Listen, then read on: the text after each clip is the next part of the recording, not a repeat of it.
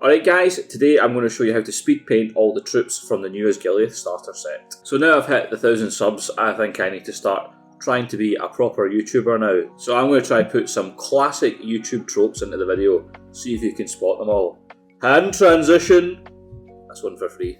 So as the Osgiliath set has been out for a couple of months now, I thought it's finally time to do a tutorial on it. Whether you're a new player picking this up for the first time and you've not painted before, or you're a veteran who's just picked up the box for the new terrain and the new plastic heroes, I thought I will give you a quick tutorial on how to paint these extremely fast. We don't need to spend ages painting rank and file, MESBNerds, warriors, rangers, orcs. I've got a couple of techniques that I can show you on how you can paint all these in about 3 minutes per model. So with that in mind, we can probably finish all the troops in the box in about 2.5 hours. We're not aiming for super professional, amazing quality here. All we want is miniatures that look decent when they're all ranked up together on a board and are really, really fast to paint. No too thin coats or fucking slap chop or chop slapping or whatever it is. We're just going to be painting these using my old standard methods and we should get them done pretty fast. I'd also like to do this in as few paints as possible to help save money, as Games Workshop paints are not cheap if you're just getting into the hobby. So let's start with the MESBNerds warrior first. So I have decided to go with a black base coat here.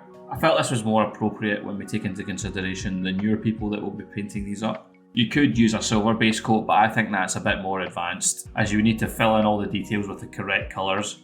Whereas if it's black and you miss a bit, you don't notice because it's just black in the recess. Also thinking about costs, if you can only afford one spray paint, I would get black, as there are many armies where a silver base coat would just not be practical at all. I'm using lead belcher here to cover up all the sections of armour and his sword.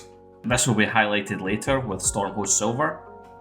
Again, if you want to save a little bit of money and only buy one silver paint, I would just go with Stormhost Silver. It will mean the armour is a bit brighter overall, but it gives the same effect. Now before we dump the miniature in Null oil, we need to fix the black cloth on the miniature. If you've gone over any of the cloth with the silver, just make sure to cover it up with black first.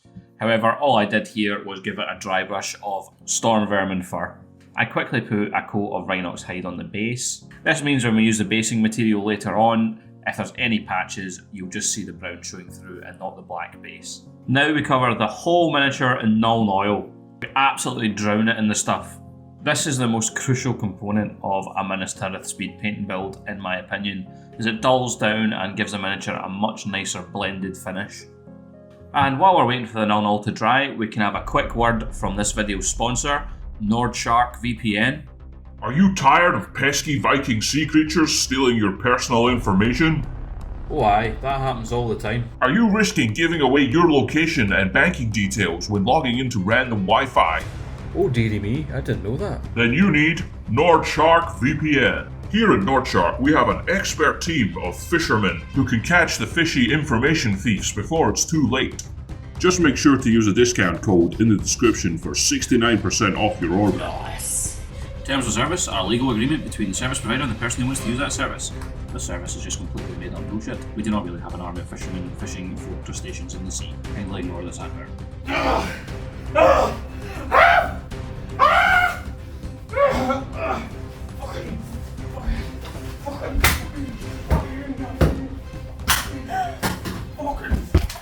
Thank you for sponsoring the video, NordShak. Anyway, moving on. We then dry brush the armour and the sword with a Stormhost Silver. This will pick out all the edge details and make it look much nicer. I fill in the face with Cadian Flesh and give all the leather a base coat of Mournfang Brown. The leather can also be left black, or you could use a different colour brown. I'm really starting to like Doombull Brown for leather, as it gives this nice rich red colour. However, I'm going to stick with Mournfang as that's what I've used on my previous miniatures.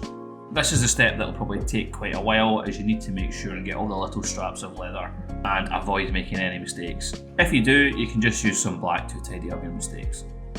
Now we give the face a good old covering of Reichland Flesh Shade and cover all the leather in Agrax Earthshade. This will help tone down and blend these parts of the miniature. And then highlight the edges of the leather in Mournfang Brown again. If you wanted to spend a bit of extra time and take this to the next level, I would add a bit of Flayed One Flesh into the Mournfang Brown and give it an extra edge highlight. However, I'm going for speed here, so I'm not going to do that. Then, as I always say, faces and bases. So we're going to take our time with the face and make sure we highlight it properly with Cadian Flesh Tone. I would then mix in some Flayed One Flesh with that and highlight the utmost details, such as the nose and the chin, just to really bring out the face. Then I realised I'd forgot to do the gold, so I used Retributor armour on the sword hilt and the scabbard. I should have done this before I washed the face, as I will be using Reichland flesh on the sword hilts as well. I then highlight the scabbard with Liberator gold. And that's the Minas Tirith warrior done. I do believe these are some of the simplest miniatures to speed paint. Minas Tirith warriors are the Necrons of Lord of the Rings. And as I always say, don't judge the miniature just yet, wait till the base is done and then we'll have a good look at it. Just finishing off the last touches. There we go. Oh, who's that? Who's that phone?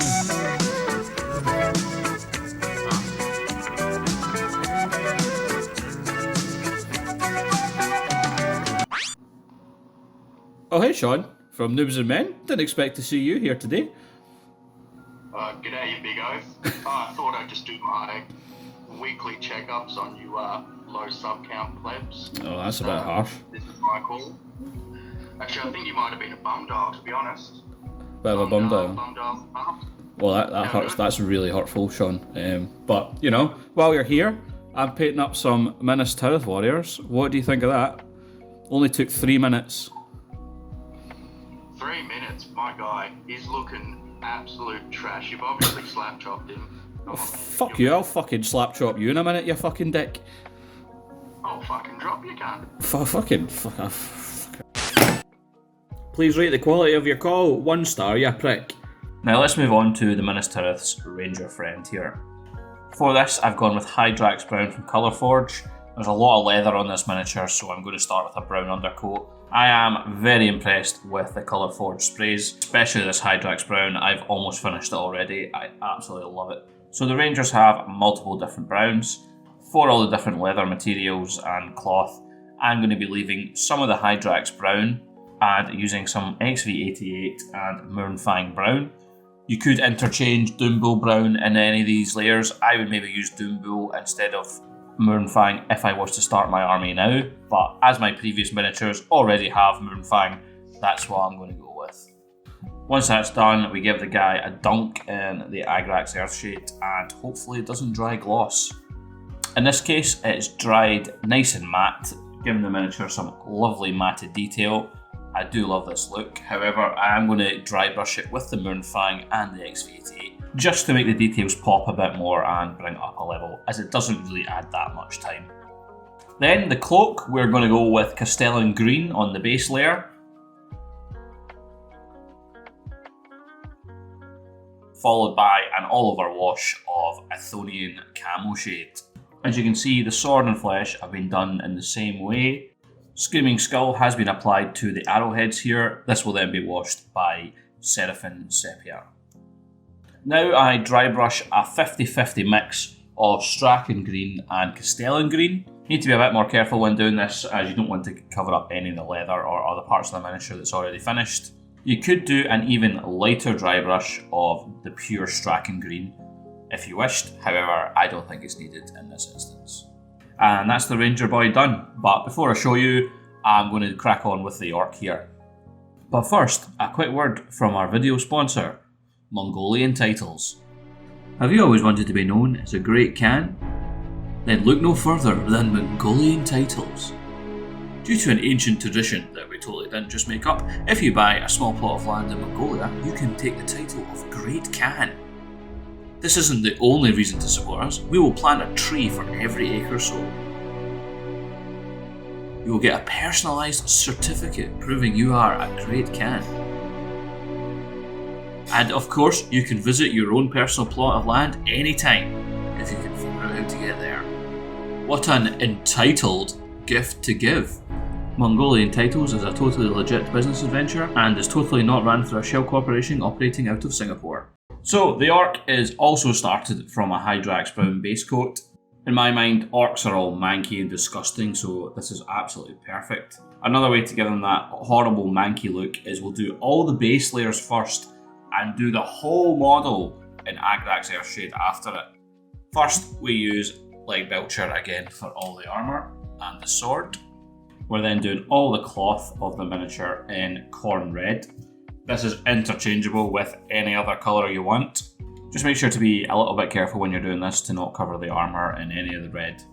Then again, Moonfang Brown on all the leather, the gloves, hair, back of the shield, etc. Any other brown could be interchangeable with this.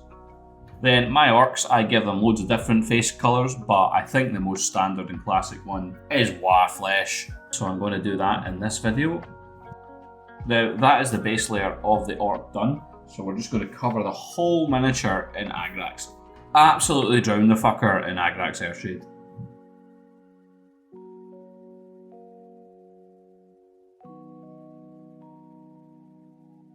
I then do a really light dry brush of Stormhost Silver on the orc's armour and sword. This will really help the detail of the armour pop and make it look really tarnished and dishevelled. I then do a light dry brush of Mephiston Red on the orc cloak. If you've used green or blue or whatever colour, just use a one level up from that colour to dry brush it. This will pick out the detail again, making it look much nicer than it did before. We then highlight the face and the hands with Straken Green, faces and bases.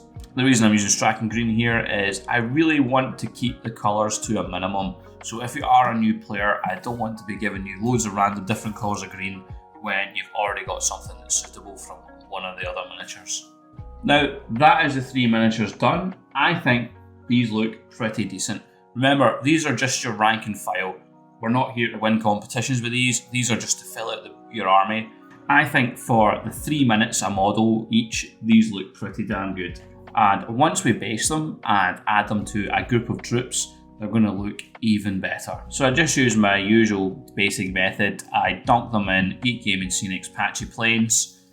I try and get the smaller scale rocks and not the bigger ones, as the bigger ones don't really look that good at this scale. I then give the base room a coating of Moonfang Brown. I will do a second coat if it is needed. Before the best and most fun bit, which is finishing off the miniature with loads of different Tajima 1 tufts. So here they are all again, but based, I think they look cracking for the amount of time that's put into it. I've played about with this a while, and this is the least amount of effort for the best quality I could come up with, so I hope you all enjoy this. And as I always say, don't judge a miniature by itself, always put it into a group of his friends. So without further ado, I will give you some battle shots.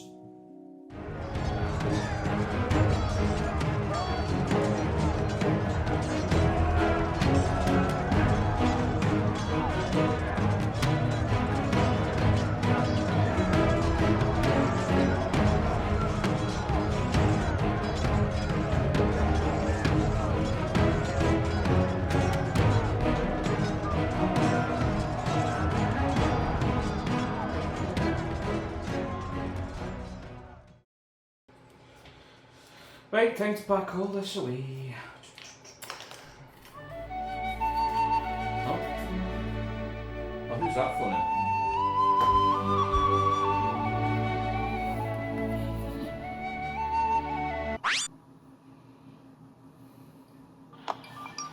Oh, hey Adam, from 3D Games. Hi. Didn't expect this Hey. call today. Hey Johnny, how things, mate? You alright? Yeah, not bad. Just working on this Osgiliath starter set video. Okay.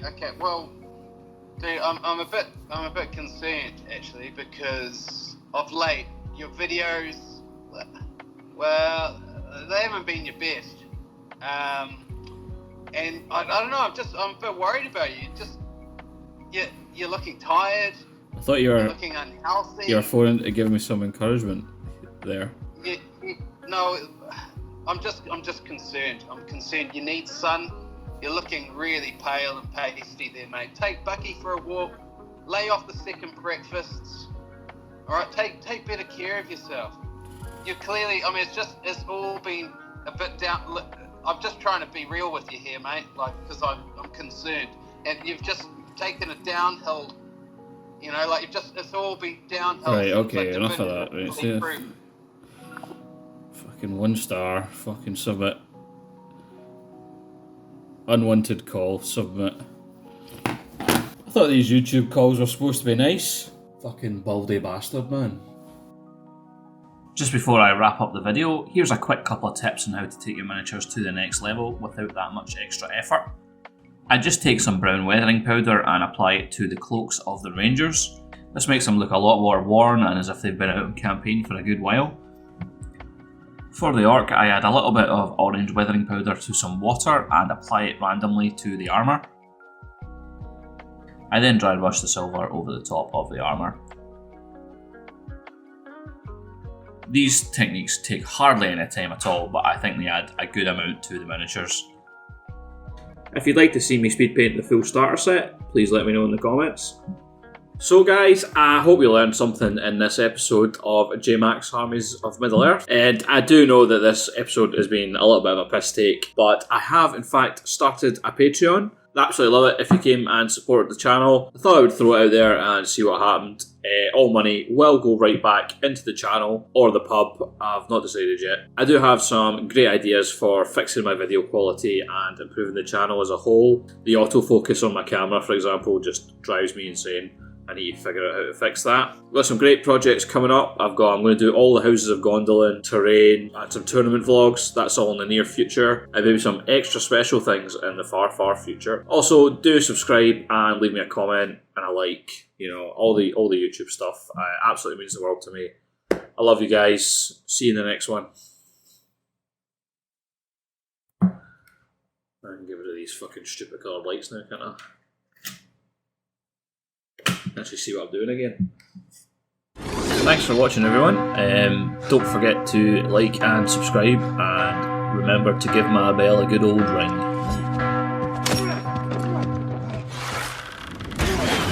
Wow. A mirror, mirror on the wall. Who's the fairest of them all? Oh my god, did I just break Glorfindel? Oh my god. Oh, I'm gonna cry. My camera fell off and it snapped Glorfindel's foot.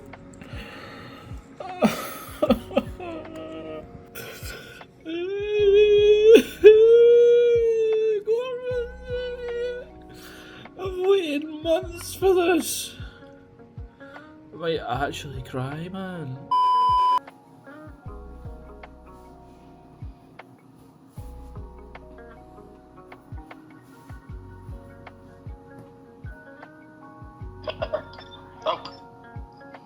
G'day, Johnny. How are you, mate? You alright? Your video's not started. Oh.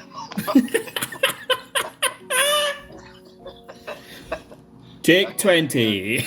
Look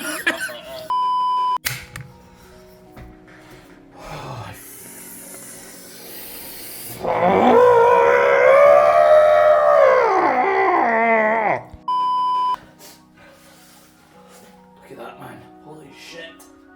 Oh, how did I wear these? Oh. Just do this, I suppose. Yeah, we'll just pretend that I can do my thing up. Right guys, it's clickbait time. What do you think? No tits? Tits? No tits? Tits? No tits? Tits? I think we all know which one will get the most views. Don't know if I've got the balls to do it. Let's find out. Right, what's the most clickbait shit you can do?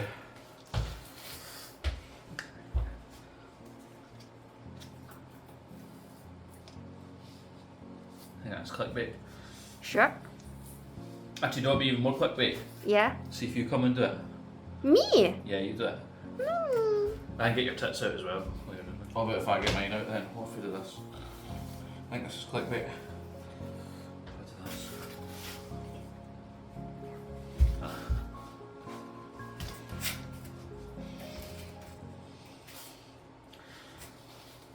I'll rest my belly on it like that. That's it. Right, that's enough. Let's just do something normal, shall we? For a change.